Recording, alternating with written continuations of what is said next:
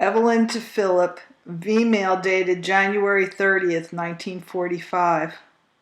My sweet, I mailed off my longie of yesterday this morning, and as I promised, I am writing again this evening. Eddie is going to make up and mail off the package I promised you tomorrow. At long last. Perhaps we'll have enough to make 2 packages. I reread your letter of January 14th just now, and have a remark to make. Adele is not afraid of the dark any longer, or at least not at the present time.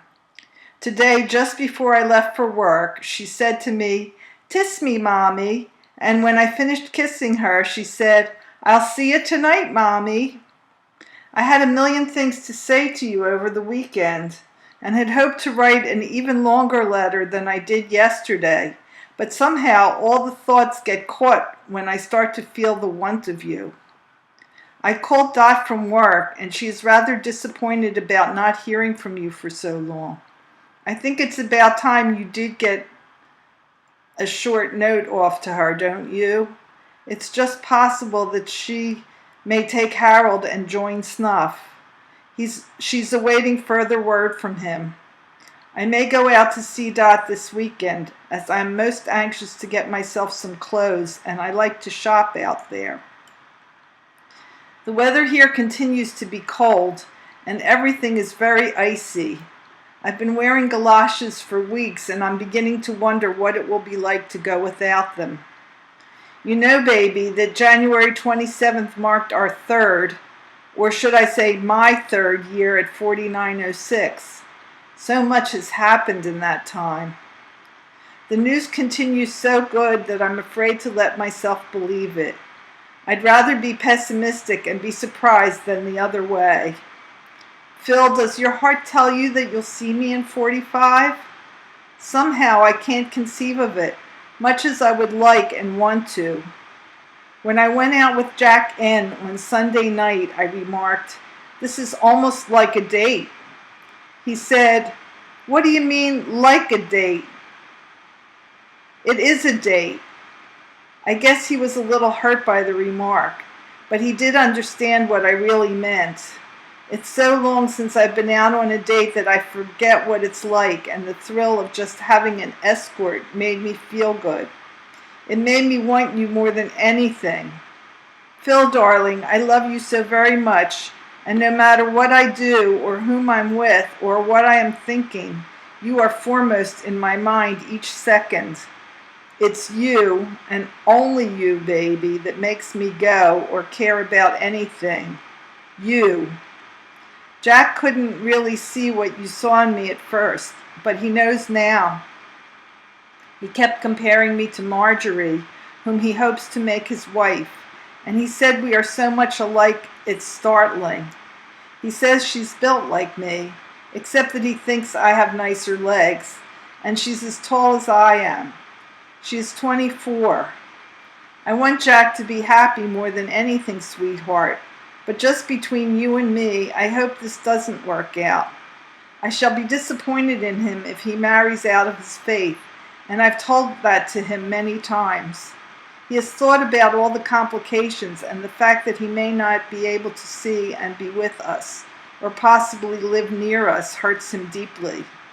He knows he wants to marry her, but the actual marrying is another problem.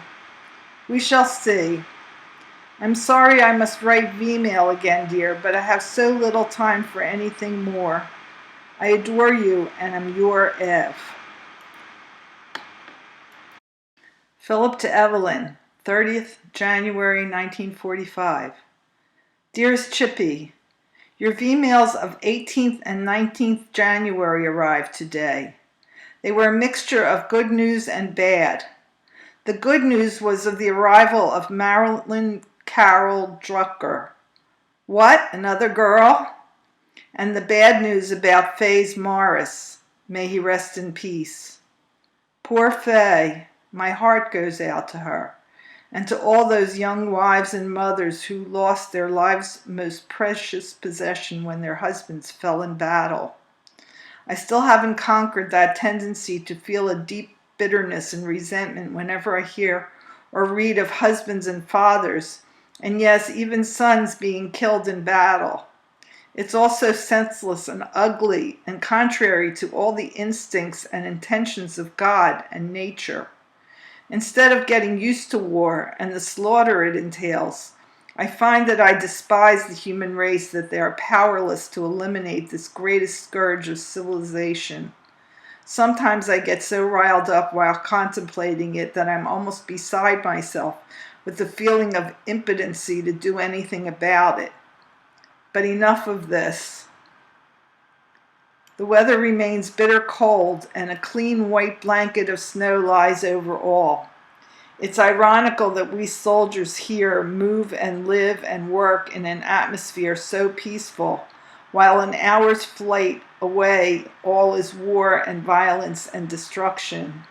I don't know why I must think this way today. I think the news about Mars has impressed me more than I thought. I think the best thing I could do would be to end this letter right here, but I don't know why I should deprive you, sweet, because I happen to be feeling morbid. So I'll try to think of something pleasant to fill the rest of this page. I hope, Chippy, that you didn't forget your intention of having the pumpkin photographed when you got back from New York. You said you would, you know. I find myself thinking more and more about her as time goes by, and the more I try to imagine what she must be like, the more I miss her, and the keener grows my desire to see her, or the next best thing, her likeness. I hope, Chippy, that you'll also have another photograph made of yourself while you were at the studio. It's a year or more since you had your pictures made by C. Pruitt, and I'd like very much to see a newer version of my two girls. Maybe you could prevail on Mom to take her picture at the same time. The three of you together would really be wonderful. Will you, honey? I'll reciprocate at once if you'll do this for me. That's a promise. Room enough to say, I love you, my darlings. My love to Mom, and tell her I'll write before another week goes by. My love to H and G and D and all the Powlers. Devotedly, your Phil.